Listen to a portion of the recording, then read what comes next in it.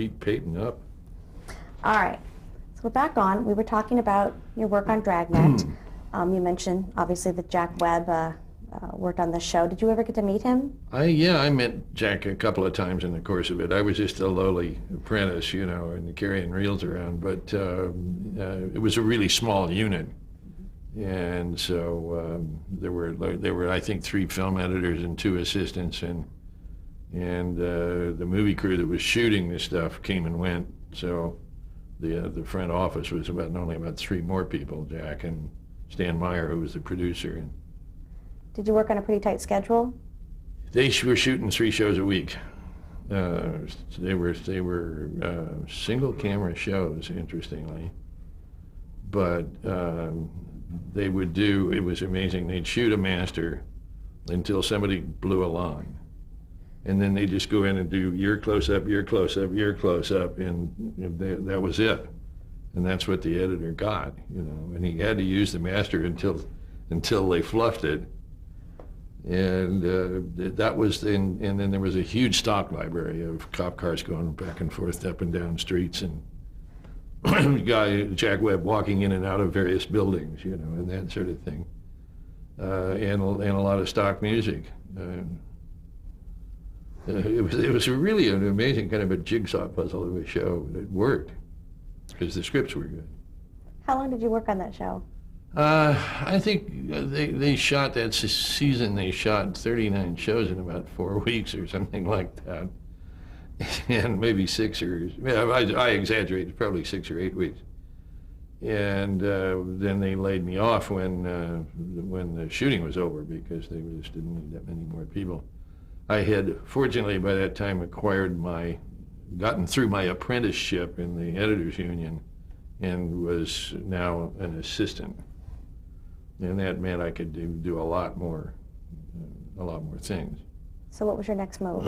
So I walked, because they were working on the Disney lot in the Disney editing room, I literally walked to the next office over where the manager of the cutting room worked, and said, "Have you got a job for me?"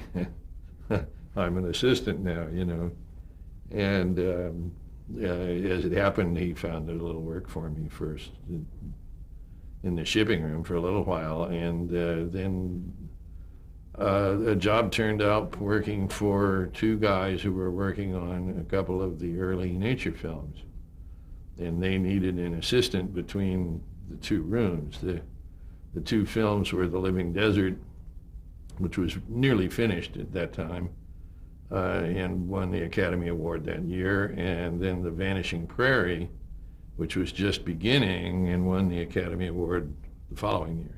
And who were those 2 guys? A guy named Stormy Palmer, who was doing The Living Desert, who's still one of my dearest friends in the world. And the other one was a guy named, wonderful editor named Lloyd Richardson. Now, what were these true life adventures? How would you describe them to somebody who'd never seen them? Well, they were films based on nature away from the influence of man. The earliest of them, the first one was a half-hour documentary called Seal Island, made up of footage all shot of the fur seals up in the Pribilof Islands in the Bering Sea in the Sea of Alaska. And really just miles and miles of nature film of the whole life cycle of the seals and the life around them and on the island and so on. And it was shot by a couple named Alan and Alma Malad, who Walt had sent up there to do this. And he had this idea that nature as a subject generally was a cinematic idea. And so we had, this was kind of before I got there, but we had miles and miles of film that went to an editor who began trying to piece it together into something coherent that told little stories of the little baby seal when he gets born and the first things that happen to him and how he learns to swim and how he learns to nurse and how the mother protects him from the grown-ups and other predators and so on. I mean, it's just literally the day in the life of, or more like a year in the life of the Pribilof Islands. And it was, as I say, a little half-hour show. It was not unlike a lot of nature films that had been made by guys in years past, but all those things were always sort of lecture reels where they had them under their arm and they'd go to the Wilshire Earl Beeville Theater and they'd run the film and talk over it, with a microphone. And then Warren Miller and people like that started doing that with ski movies and in surf movies and stuff. But Walt went in and added sound effects and a real score and an intelligent and funny narration and a big hand-painted map that I think that was where the magic paintbrush was invented. That the paintbrush would come in and it'd paint in the set of where you're going to go, which was a favorite sort of a opening for all those films. And it was a huge hit. The first thing that happened was no distributor wanted it. And my dad had to go rent a theater in Pasadena for a week and run it there to qualify it for the Academy. It won the Academy Award, and all of a sudden all the distributors wanted it, And of course we'd made it for no money, so it basically made a profit. And it started out a string of the half-hour shows. I walked in just as The Living Desert was the first feature-length True Life. These were all called True Life Adventures. And then The Vanishing Prairie followed along behind it as the second one. And they became very, very profitable and very much of a trademark of Disney for many, many years. So now, what was your role in those early years on the True Life Adventures? What did you do? Well, when you're the assistant editor, you're still a gopher. You chase around, follow the editor around, you try to find footage for him. You splice a lot of reels together. Both Stormy and Lloyd were really good to me in the sense of letting me try my hand at actually putting sequences together. It was a little bit iffy in terms of what the union thought I should or shouldn't be doing, but they were good to me and let me do it anyway. And it's the best. It was, to me, the best film school in the world, because you're taking enormous amounts of not necessarily related pieces of footage and trying to make them into something coherent that an audience can see a story, see an emotion, see a tale that has the possibilities for the musician to find rhythms to it and for a narrator to explain what's going on when necessary. How much manipulation was there, since you're trying to tell a story with footage that you can't really go and reshoot? You want to be able to tell a compelling story. We got pretty good. We got pretty good. I mean, there was a really famous little sequence in one of the shorts called Beaver Valley, where a couple of otters show up by this beaver pond, and otters love to get up on a muddy slope and just slide down on their belly. And so we had 2 shots of this that were shot out in nature. And the musician came up with this, Paul Smith, who wrote all the music for those early True Lives, came up with this delightful little circus theme that actually became a popular record on its own. And we used that scene, I think, 7 or 8 times, or those 2 scenes, flopped over, blown up, repeated. So if manipulation is what you mean, we got pretty good at that. What we could do with a computer today would be amazing. Now, once you got the footage, how long would it take to edit all of that footage together into a film? Longer than your usual film, because you just didn't know what you were getting till you got it, And Living Desert they'd been working on for a year when I got there, and it went on for another 6 months, I think, before it was totally finished, before there was a release print. Vanishing Prairie I worked on for close to a year and a half, I think, and it was by then I then left it for another job, but it released just about a few months after that. Once the footage came in, who sat down and decided what the story would be, the theme of that piece would be? Early days, Walt looked at all of it. He looked at everything, and I mean, there'd be hours and hours of it kind of came in. We were shooting our own footage, but we were also buying footage from outside sources. These very same guys who used to go around with the reel under their arm, you'd bring all of their stuff in and look at it and see if there was things you could use. So Walt had an astonishing memory for what he'd seen, and he could tell you, what the scene looked like and where it was and who shot it from 2 years before. He was really good at that. But and I fortunately had a bit of that facility myself, which made me a good assistant. But you just kept looking for things that went together, I don't think there wasn't a formula for it. We were pioneering everything that we were doing. And you would just look at a scene and say, hey, I remember a scene from 2 days ago where that squirrel walked in and took a look, and wouldn't it cut with this scene we just saw here? And you said, well, try it, and often it was your own memory that really probably was the best thing you had. Now, what was Winston Hibler's role in these productions? Hib was the voice of the True Lives right from the beginning. He had been and continued to be a story man for animation. Had worked through the years on a number of animated films as a story guy, but he was a really good writer. And so he got brought in early in the game to at least be one of the contributors, and eventually sort of wound up for a while the sole writer on the True Life narrations. The narrations were really the only writing that much got done. And of course he was writing for himself, so it was interesting.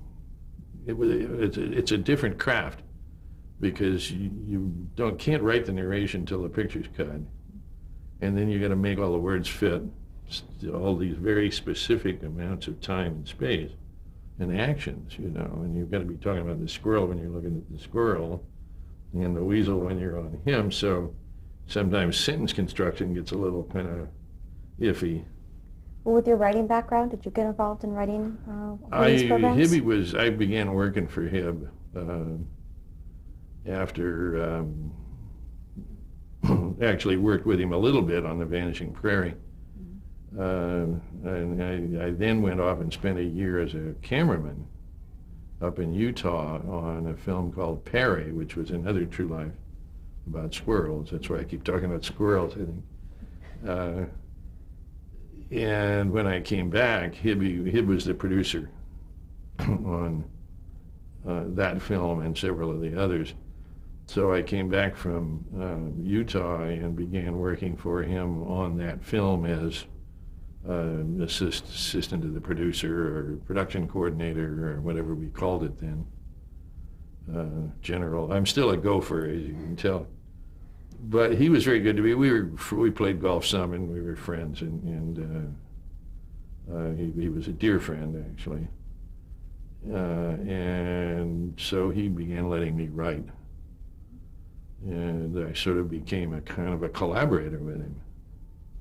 And he was, of all the people I worked with through the years, as much a mentor to me as anybody. He was just great to me, and as I say, we were great friends, had a lot of fun, a lot of laughs together. So how many more of the True Life adventures did you work on once you started working with him? Well,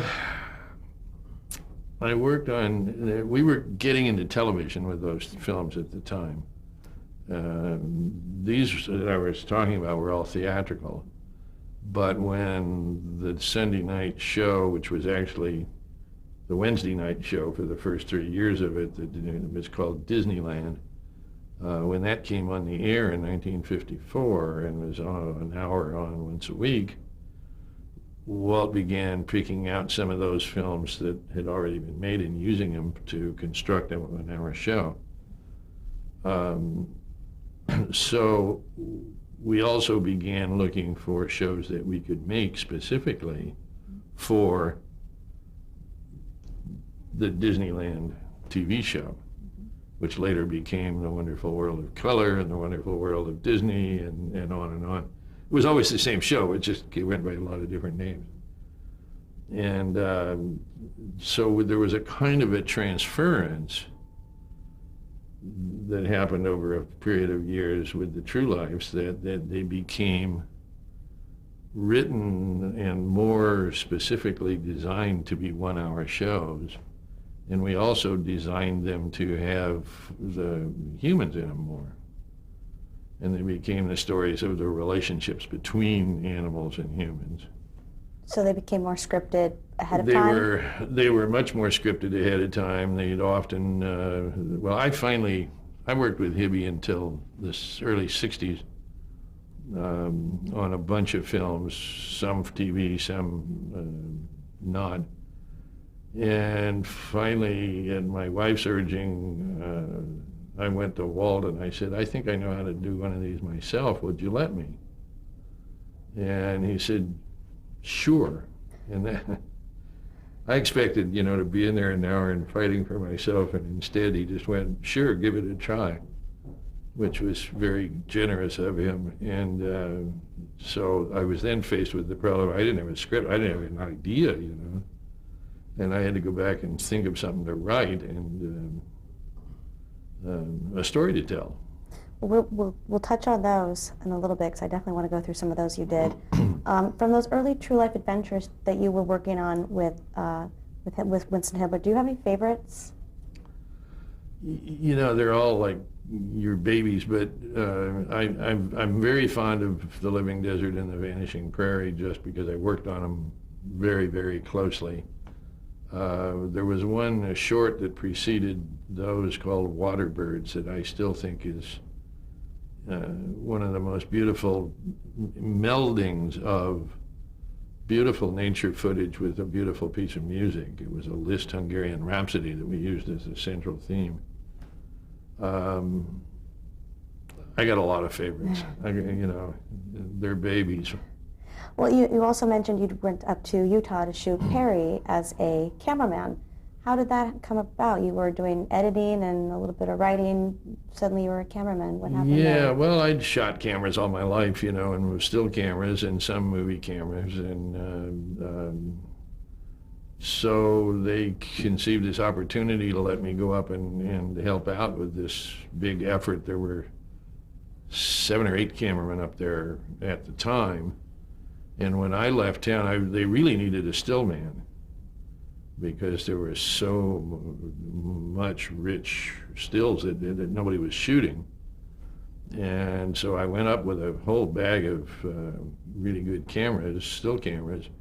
And when I was leaving, Walt said to me, I went up to say goodbye to him in his office, and I was going to drive up to Salt Lake City. And he said, why don't you take a movie camera along and try to shoot some of the behind-the-scenes footage that we can use because we always plan the plug show for the Sunday night show if you're making a feature.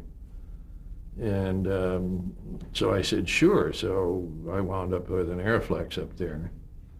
And very often I'd be needed as one more cameraman when, you don't know what's going to happen. Put a camera here, and maybe one of them will be in the right place,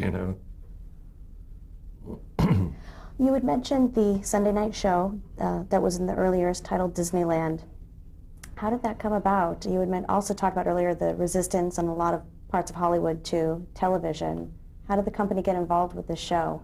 Well, the show was named Disneyland because Walt was building Disneyland, and they had gone, the brothers together, really basically to ABC to try to finance it.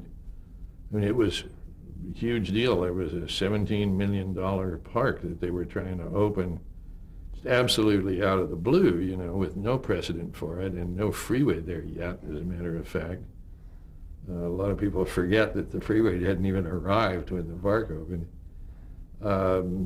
And they couldn't scare up enough money on their own and decided they needed a partner. And ABC Leonard Goldenson was just trying to get ABC off the ground as the third network at that point. And so they found a synergy between, okay, we'll put a third of the money in to build Disneyland on the one side, if you make a show that'll be our anchor show in trying to really found this new network. It's another thing, you know, ABC's been around so long, people kind of tend to forget that it started somewhere too.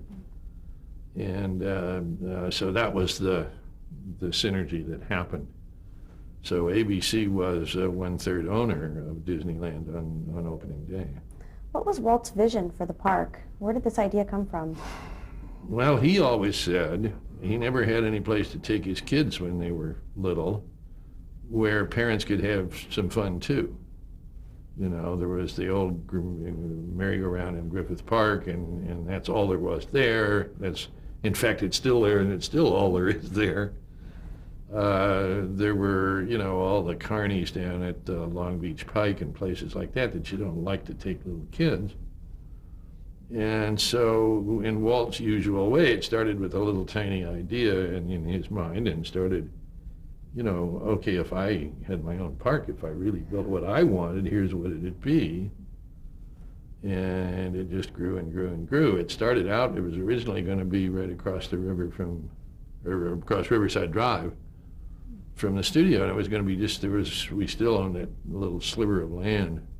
You know, the new animation building is there now, but that was just empty land, and looked like you could put some little kiddie land there of some kind, you know, and it immediately became way too small for all the ideas he was trying to pack into it. He was even going to build a railroad that went across the river and all the way down to Los Feliz. And I think he had the city half talked into it at some point. Where were you during the construction of the park? I was in Utah, actually, almost that whole year. The park amazingly got built in not much over a year, right from, you know, starting from an orange grove. But I was home a few times and always went down and sort of got a look at it. And of course, we were getting constant reports on how it was doing because there was a show on the air every Wednesday night called Disneyland that always told you how the park was coming along. So that synergy was, you know, pretty astonishing. So you were one of the millions of viewers following along. Yeah. And they had some pretty good shows on that first year, like Davy Crockett. Now, were you there for opening day? I was. Where were you at? Were you on the broadcast at all? No. I was just one of the sweaty people trying to find our way through it was a rat maze down there. Because that was, you know, early days of television. There was no wireless anything. Everything was cabled. So there were these cable chains that went all over the entire park and scaffolding everywhere. And even in bright daylight, those old cameras needed light, you know. So there were light towers, and there was a very carefully scripted hour and a half where they made that live show, went out live on the air, and you had to be out of its way all the time. They hadn't figured out yet that you had to stack lines up for rides. That there was just a gate to a ride, and people would wait in line, you know, and the line would just sort of wander all over like this, and pretty soon it would cross some other line that was from some other ride. And the people where the cross was, it started getting in fights with each other. So there were snafus that day? It was not the best of all days. And it was 110 degrees, and everybody had been out celebrating a little the night before. So there were more than a few hangovers, I think, in the crowd. with that kind of weather. It was, yeah, Southern California at its worst, you know. Well, what were your, given all of the snafus and the cables, what were your impressions of the park once it opened? Well, I thought it was great. You know, I really was kind of treated as a bit of a special guest, I guess. So I got in to see all the shows and stuff. And I thought, well, this is a lot of fun. But my job was to leave the next day and go back to Utah because that was where I was working. And I came home. I remember later on, I kind of finished up in Utah and came home. And that whole first winter, it used to rain every weekend. You know, when they were just trying to please get the crowds to show up and overcome the bad taste in a lot of people's mouths from opening day, because we got bad reviews because the press didn't get treated as well as we should have, no doubt, and or as well as maybe we could have even under the circumstances. And we had a lot of bad feelings to overcome. But over the next year, they just sort of set out and brought the press back one at a time and gave them a really nice day, showed them what it really was, and it sort of began to turn the press around. The first couple of years were pretty slow. I think by year 3, we had something like 6 or 7 million guests. But the first 2 years were in the range of about 2 million guests for the year. And you're not making money in that. So I know that my father's guts were pretty churned up. And That's a lot of pressure. it's a lot of pressure. Do you still go to the park? Oh, sure. It's great. I love it. Do you have a favorite ride or a favorite place to go? I'm a little bit of a roller coaster freak, so whatever roller coaster is handy, I like it. All right, well, let's get back to the television series. Were the shows that were broadcast each week, were they created with merchandising in mind, as well as, showing what the upcoming park was going to look like? Was there merchandising in the minds at that point? I don't think in the early days, except when Davy Crockett came on and they couldn't stop selling coonskin caps, but that was sort of an accident. No, I don't think they were thinking that. I think it was sell Disneyland, sell Disneyland. If you remember, the format of the show was there was a sort of a stylized map of the park that showed the 4 lands: Adventureland, Frontierland, Fantasyland, Tomorrowland. And then you'd sort of zoom into one of those and say, tonight's show is from this land. So it was a perfect way to do a variety show and still always have the temptation of that whole idea of what Disneyland was going to be, and it just got, every week, just got ingrained into people's minds. It's one of the great salesmanship jobs I've always thought of all time. Great, let's stop right there.